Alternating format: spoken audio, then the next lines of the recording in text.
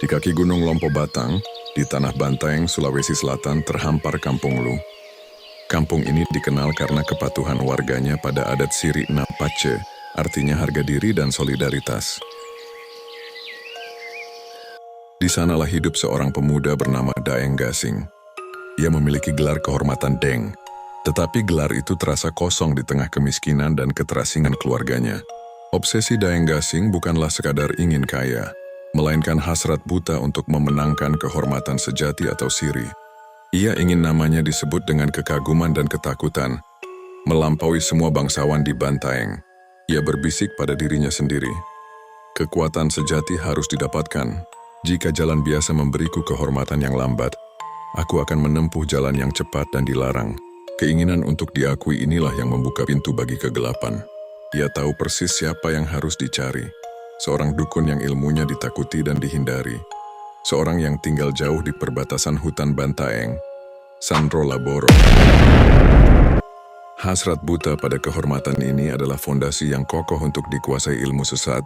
Perjalanan Daeng Gasing berakhir di sebuah lembah yang diyakini warga Bantaeng sebagai perbatasan antara alam manusia dan alam jin. Gubuk Sandro Laboro bukan sekadar rumah, melainkan tempat terlarang.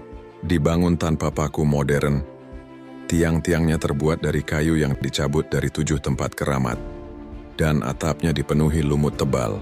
Udara di sana berat. Bau menyan yang bercampur amis darah kering menusuk indera, menciptakan suasana ritual yang mencekam. Ia duduk di atas tikar pandan yang usang, di samping wadah tanah liat berisi ramuan hitam kental. Kau datang membawa kehormatan palsu, Daeng Gasing, sambut Sandro Laboro. Matanya merah menyala di tengah bayangan obor. Kau ingin siri yang abadi, tetapi kau takut pada perjuangan. Ilmu ini Pajama Pitu akan memberimu kehormatan, tetapi bukan kehormatan yang didapat dari kerja keras, melainkan kehormatan yang dipaksakan pada dunia. Sandro Laboro menjelaskan bahwa Pajama Pitu adalah ilmu kuno yang diciptakan untuk mencapai kesaktian sempurna. Apa Kabala? Ilmu ini mengajarkan bahwa kekuatan sejati dicapai dengan menolak keseimbangan alam dan memisahkan diri dari keterbatasan raga. Manusia lemah karena jiwanya terikat pada perut yang lapar dan tulang yang rapuh, kata Sandro Laboro. Pajama Pitu memecah ikatan itu, membiarkan jiwamu bebas beroperasi sebagai wujud kedua yang tak tersentuh. Kau akan menjadi dua manusia yang dihormati di siang hari dan penakluk yang tak terlihat di malam hari. Ini bukan sekadar sihir. Ini adalah janji untuk menggandakan diri, janji yang paling memikat bagi ambisi Daeng Gasing. Sandro Laboro mulai menjelaskan 7 tahapan yang harus ditempuh, menekankan bahwa kegagalan dimanapun adalah kegagalan total. Tingkat 1, Pabite Mata, pembuka mata. Awal dari penyingkapan tabir, 7 hari puasa total tanpa air, dilakukan di dalam kegelapan gubuk. Tujuannya, mematikan rasa kemanusiaan dan mengasah nafsu kesombongan agar ia menjadi wadah yang sempurna bagi ilmu sesat. Tingkat 2, Padengka, penguatan raga. Mandi kembang di 7 sumur di waktu tenggelamnya fajar. Setiap tetes air harus diserap tubuh untuk menciptakan tameng awal bagi raga, agar tidak hancur saat jiwa berpisah. Tingkat 3, Patenteng, pemisahan awal. Latihan di kuburan. Ini adalah uji nyali, di mana jiwa dilatih untuk bergetar dan siap lepas, merasakan dinginnya kematian tanpa benar-benar mati. Tingkat 4, Pabatu, pemberi bentuk. Tahap krusial, jiwa harus mengambil wujud baru. Kau harus memilih wujud yang paling mencerminkan kekuatan dan kehormatan yang kau kejar. Perintah Sandro Laboro. Jika kau memilih ayam jantan petarung, pikiranmu harus sekuat taji besi. Tingkat 5, Panyawa, penyegar jiwa. Stabilisasi. Jiwa Parakang harus diberi energi kehidupan yang kental, darah dan organ vital hewan besar untuk menyatukan wujud cacatnya. Ini adalah adiksi pertama. Tingkat 6, Pakalalo, penguasaan mangsa. Uji coba kekuatan spiritual. Parakang harus mengincar dan mengambil alih energi dari target manusia yang lemah sebagai bukti bahwa ia layak memasuki puncak ilmu. Tingkat 7, Pajama Pitu sempurna, titik akhir. Keabadian, kekebalan, dan kemampuan mengambil organ janin. Tumbal hanya menatapnya dari jauh dan dekat tanpa terdeteksi oleh siapapun. Ilmu ini akan memberimu wujud dan kekuatan yang kau dambakan, asal kau tidak pernah goyah. Sandro Laboro, Ia menekankan bahwa jika Deng Gasing gagal di tingkat 4 Pabatu, ilmu itu akan membuangnya, tetapi akan mengambil kepemilikan atas rohnya. Jiwa parakang yang tercipta akan menjadi bayangan yang terikat pada wujud yang paling rendah dan cacat, terpaksa berburu energi untuk mempertahankan eksistensinya yang hina. Kau akan terus hidup Deng Gasing tetapi dalam aib. Kau akan lapar tetapi makananmu akan menjijikan. Kau akan menjadi makhluk jadi-jadian yang selalu menginginkan kehormatan yang ia musnahkan sendiri. Deng Gasing hanya melihat ayam jantan petarung dan janji kehormatan abadi. Ia mengangguk siap menerima risiko apapun. Ia tidak sadar bahwa Sandro Laboro telah memanfaatkan ambisinya yang besar sebagai jebakan yang sempurna. Perjanjian disegel, dan malam itu ritual Pabitemata pun dimulai, menjerumuskan Deng Gasing ke dalam kegelapan abadi di Bantaeng. Malam ritual tingkat 4, Pabatu adalah malam paling gelap dan paling hening di Bantaeng. Sandro Laboro telah mempersiapkan panggung tragis ini. Bau tanah dan dupa yang menyengat menekan pernapasan. Hyatako Ingme adalah momen untuk membentuk atau dihancurkan. Deng Gasing memfokuskan seluruh kehendaknya yang tersisa pada visualisasi ayam jantan petarung yang gagah, simbol kehormatan, keberanian, dan taji yang tak tertandingi, yang ia yakini akan memberinya martabat abadi. Sandro Laboro berdiri di atasnya. Tubuhnya bergoyang perlahan mengikuti irama yang tak terlihat. Ia memulai mantra Makassar kuno dengan suara serak yang kini terasa seperti gema dari masa lalu yang kejam. Kata-kata itu berputar di udara. Padengka raga batu nyawa, batu niga batu tolo. Kuatkan raga, lepaslah jiwa. Lepaslah kamu, lepaslah wujud. Rasa sakit yang datang bukanlah rasa sakit fisik dari luka, melainkan rasa sakit eksistensial. Deng Gasing merasakan jiwanya dirobek dari setiap serabut otot, setiap sel darah, setiap benang kesadaran. Rasanya seperti tubuhnya diletakkan di antara dua kutub magnet yang berlawanan. Ditarik dan diregangkan tanpa ampun. Rasa sakit itu dimulai di punggung, bergerak ke perut dan memuncak di ulu hati, pusat kekuatan spiritual manusia. Ia merasakan organ dalamnya terasa seperti diseduh dengan cairan asam yang panas. Deng Gasing berjuang untuk tidak bergerak, menggigit bibirnya hingga berdarah, tetapi suara Sandro Laboro dan rasa lapar primal yang kini muncul dari jiwanya semakin memprovokasi. Puncak siksaan itu adalah ketika ia mendengar bisikan sinis yang jelas di telinganya. Daeng yang lemah. Kehormatanmu hanyalah kertas basah. Kau akan gagal dan kegagalanmu akan menjadi aib abadi. Bisikan itu bukan dari Sandro Laboro. Itu adalah suara jiwanya sendiri yang menolak untuk dibentuk. Kehendak Deng Gasing yang rapuh, yang dibangun di atas kesombongan dan bukan keyakinan murni, akhirnya hancur. Dalam kepanikan absolut, ia tidak bisa lagi membedakan antara rasa sakit nyata dan ilusi. Ia ingin mengakhiri penderitaan, bukan menyempurnakan kekuatannya. Dalam keputusasaan yang memilukan, ia berteriak dengan suara parau dan mengangkat bahunya keras dari tanah. Mantra Makassar kuno itu terputus tajam. Ilmu Pajamak Pitu yang menolak Deng Gasing seketika menghukumnya. Energi liar yang seharusnya membentuk ayam jantan petarung yang gagah tiba-tiba berbalik arah. Karena kegagalan kehendaknya, jiwa Deng Gasing tidak dilepaskan sebagai wujud gagah. Sebaliknya, ia terpental dan terikat pada wujud yang paling mudah disusupi di sekitar gubuk. Wujud yang paling rendah, paling licik, dan paling mudah dianggap hina, kucing hitam. Jiwa Deng Gasing menjelma menjadi kucing hitam cacat. Sebuah ironi mengerikan terhadap ambisi ayam jantan petarung yang ia dambakan. Kaki depannya pincang parah akibat sentakan energi yang salah, membuatnya berjalan terhuyung-huyung. Simbol ketidaksempurnaan dan aib. Wajahnya kurus dengan mata merah yang selalu memancarkan penderitaan, bukan kegagahan. Ia tidak bisa mengeong atau mendesis. Ia hanya mengeluarkan suara cicitan serak yang mirip tangisan bayi yang tercekik. Sebuah warisan suara yang akan menghantui setiap perburuan. Ekornya terpotong pendek, seolah-olah ia sudah dicap sebagai makhluk buangan. Sandro Laboro memandang hasil kegagalan itu dengan senyum jijik. Kau hanya menjadi kucing Deng Gasing, kau akan mendapatkan makananmu. Tetapi kau tidak akan pernah mendapatkan kehormatan. Jiwanya yang menjelma kucing hitam cacat, merasakan rasa lapar primal yang tak tertahankan. Dorongan biologis sihir yang menuntut energi kehidupan, ia harus segera mencari makanan sesuai janji tingkat 5 panyawa. Bukan sebagai tuan, melainkan sebagai siluman rendahan yang terpaksa berburu di kolong rumah panggung. Kutukan Parakang telah lahir dalam wujud yang paling memalukan. Setelah kegagalan fatal di tahap Pabatu, Kehidupan Daeng Gasing terbagi menjadi dua siklus yang menyiksa. Di siang hari ia adalah Daeng Gasing yang sombong, tetapi jiwanya terasa seperti serpihan kaca di dalam raga. Ia selalu didera rasa lelah yang menusuk dan mual yang tidak beralasan. Efek dari jiwa yang setiap malam dipaksa beroperasi di alam siluman.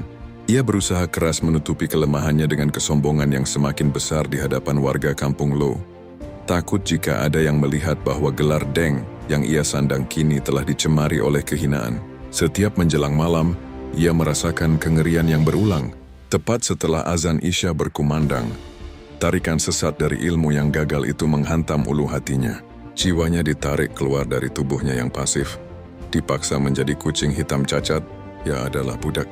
Terpaksa berburu. Perburuan awalnya harus memenuhi persyaratan tingkat 5 panyawa. Menstabilkan wujud siluman yang cacat dengan energi organ dalam hewan besar. Ia harus segera melakukannya. Rasa lapar Parakang yang merupakan haus spiritual mengancam untuk merobek jiwanya. Parakang Daeng Gasing, dalam wujud kucing hitam pincang, adalah siluman yang licik dan mudah bergerak di bawah kegelapan malam. Ia menyelinap bukan ke rumah warga, tetapi ke kandang-kandang ternak di pinggiran Bantaeng. Ia mengincar yang paling besar dan berharga, sapi, kuda, atau kerbau. Ia tidak memakan daging, ia hanya menggunakan kekuatan sihir untuk mencabut hati, usus, dan limpa yang masih hangat, organ yang kaya energi darah.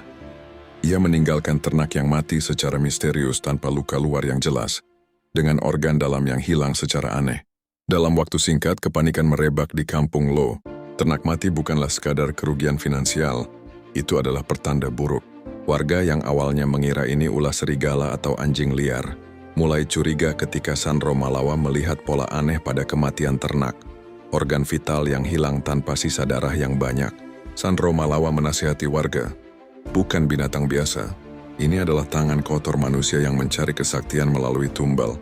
Warga yang ketakutan mulai melakukan penjagaan malam dengan membawa obor dan senjata tradisional, memicu ketegangan di seluruh Bantaeng. Namun, organ hewan tidak lagi memadai. Ilmu yang gagal itu, yang menuntut energi tertinggi, membuat rasa lapar Parakang semakin menjadi-jadi.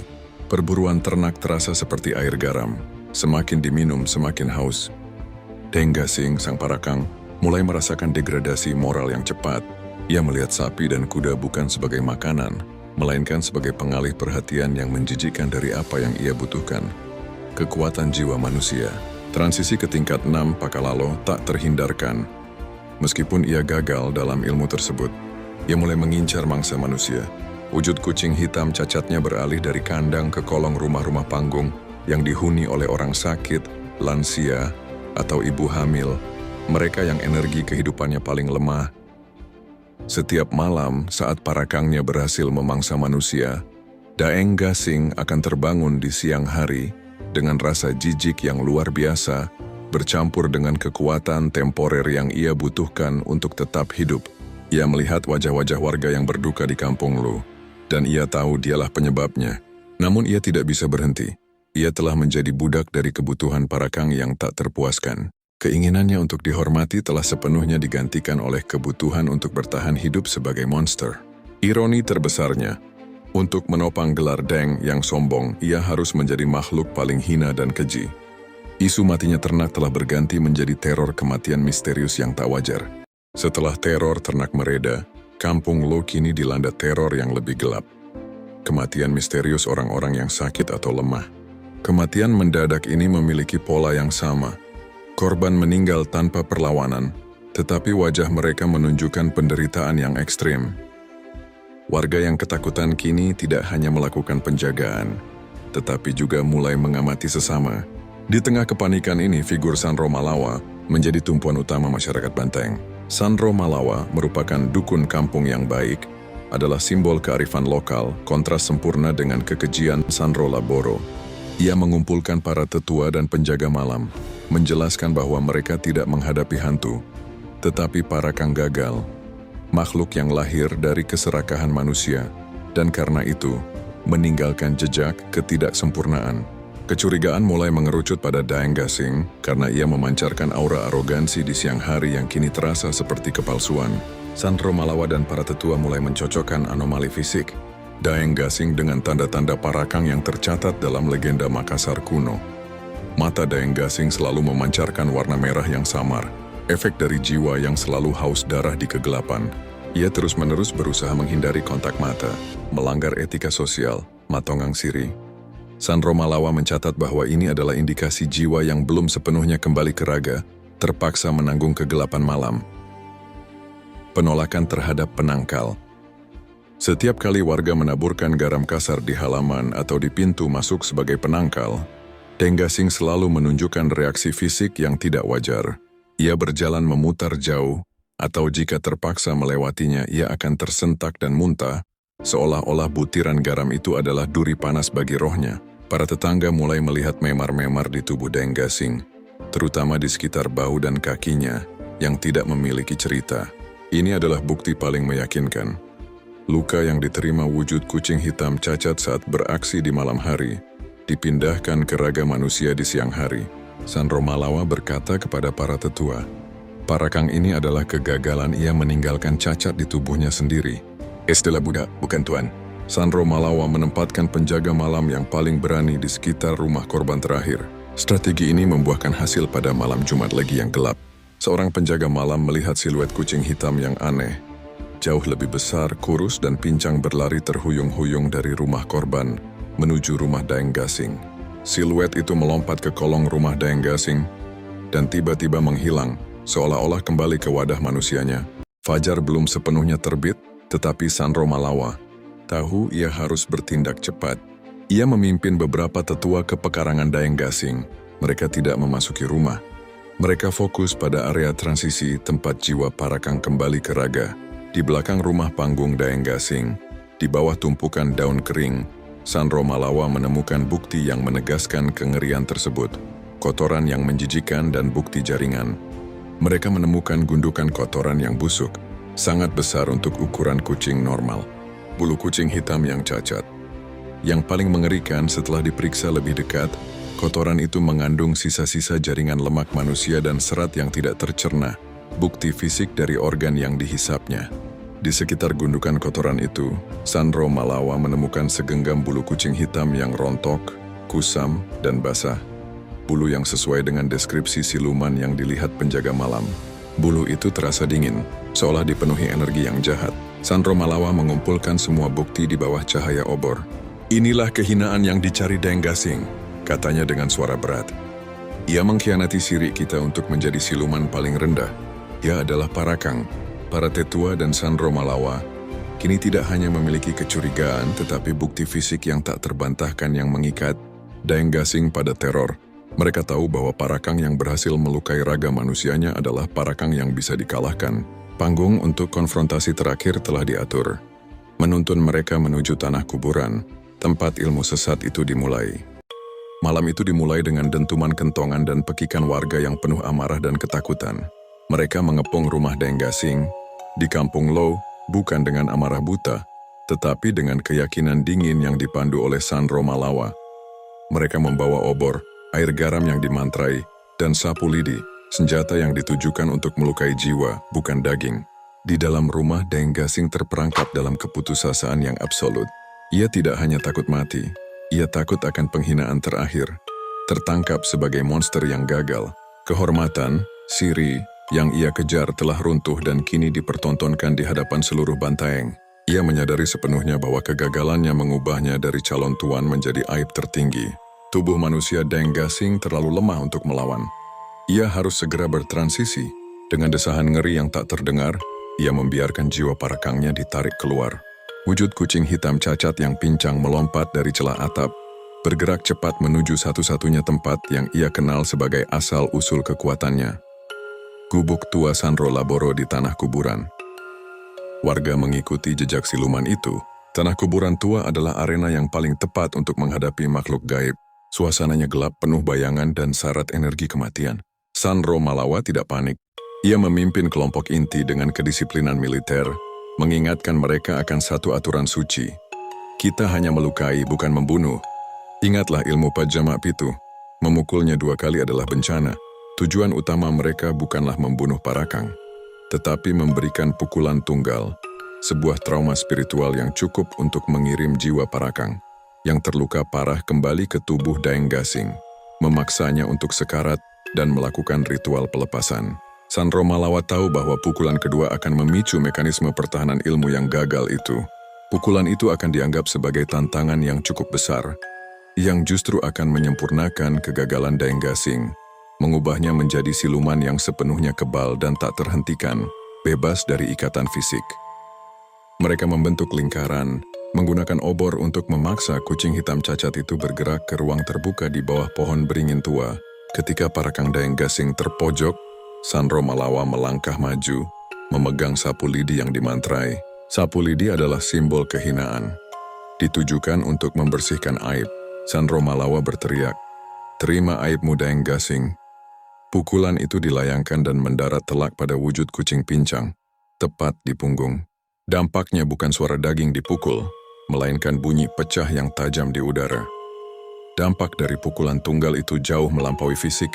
Jiwa Parakang Daeng Gasing merasakan rasa sakit yang melumpuhkan, seolah seluruh serabut eksistensinya robek. Wujud kucing itu tidak mengeong atau mendesis, tetapi mengeluarkan jeritan manusia yang memilukan, penuh keputusasaan dan penderitaan. Rohnya merasakan trauma spiritual yang fatal. Segera setelah pukulan mendarat, Sandro Malawa mundur 2 langkah, menarik sapu lidi itu menjauh, melarang keras siapapun menyentuhnya lagi. Kucing hitam cacat itu terhuyung-huyung, tubuhnya kejang, dan kemudian menghilang ke dalam bayangan, berlari kembali ke tubuh manusianya. Sandro Malawa tahu tugasnya selesai. Daeng Gasing kembali ke tubuhnya. Ia terbaring sekarat di lantai rumahnya yang dingin, batuk darah, dan matanya memancarkan rasa sakit dan keputusasaan. Ia tahu ia tidak bisa melawan lagi, dan ilmu Pajamak Pitu kini menuntut harga terakhir. Pemindahan. Rohnya yang terikat pada ilmu sesat menolak untuk meninggalkan dunia fana. Ia harus melepaskan ilmu itu agar bisa mati. Ia menatap istrinya, yang kini mendekat sambil menangis penuh kelelahan dan ketakutan. Daeng Gasing mengumpulkan sisa napas terakhirnya dan mengucapkan kata yang paling ditakuti di Makassar, sebuah kata yang menjadi kunci transfer spiritual. Emba, pindah. Istrinya yang selama ini menanggung penderitaan dan kesombongan Daeng Gasing, dan hanya mengira ia meminta akhir dari rasa sakit fisiknya, memegang tangan suaminya yang dingin. Ia menjawab dengan tangisan yang syarat keikhlasan yang disalahartikan. "Iya, Daeng, berakhirlah sudah. Pindahkan semua penderitaan ini, pindahkan." Seketika, tatapan mata Daeng Gasing yang sekarat berubah menjadi lega yang dingin dan mengerikan. Beban ilmu itu terangkat darinya, berpindah, ia meninggal. Namun ilmu Pajamak Pitu yang gagal, bersama dengan hasrat buas Parakang dan kutukan wujud cacat, kini telah menemukan wadah baru. Istrinya yang tak berdosa. Siklus kengerian di Bantaeng kini berlanjut ke generasi berikutnya. Daeng Gasing dimakamkan dengan prosesi yang sunyi. Kampung Lu, dipimpin oleh Sandro Malawa, percaya bahwa teror Parakang telah berakhir bersamaan dengan kematian tragis sang pria yang disesatkan oleh ambisinya sendiri. Namun ilmu Pajamak Pitu adalah kutukan yang mencari wadah, bukan subjek. Kutukan itu tidak mati. Ia hanya berdiam diri, bersembunyi di dalam inang yang baru. Tak lama setelah pemakaman, istri Daeng Gasing, sang pewaris yang tidak sadar, mulai menunjukkan tanda-tanda yang familiar namun lebih halus.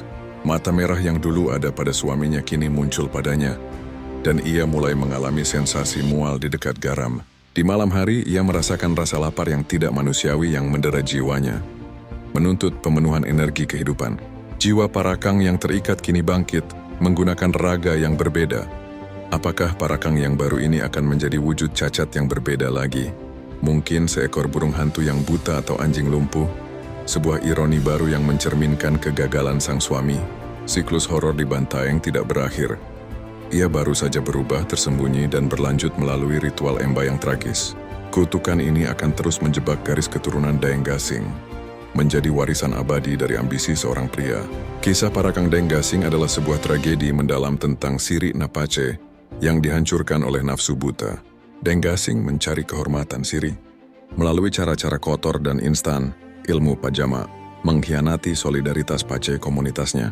Ia berakhir sebagai makhluk yang paling hina, seorang Parakang yang cacat, Kegagalan Daeng Gasing mengajarkan bahwa kehormatan sejati tidak didapatkan dengan memaksa, tetapi dengan melayani. Parakang adalah representasi mengerikan dari ambisi manusia yang menolak keseimbangan alam. Subscribe untuk melanjutkan kisah lainnya. Kami akan membawa Anda lebih dalam mengungkap misteri mitologi dan legenda Nusantara, dari Kuyang hingga Parakang, yang menyimpan pelajaran gelap tentang ambisi, ilmu hitam, dan konsekuensi mengerikan dari keserakahan manusia. Kisah selanjutnya. Apakah Sandro Malawa mampu mengungkap wujud dan mengakhiri kutukan Parakang baru di Bantaeng?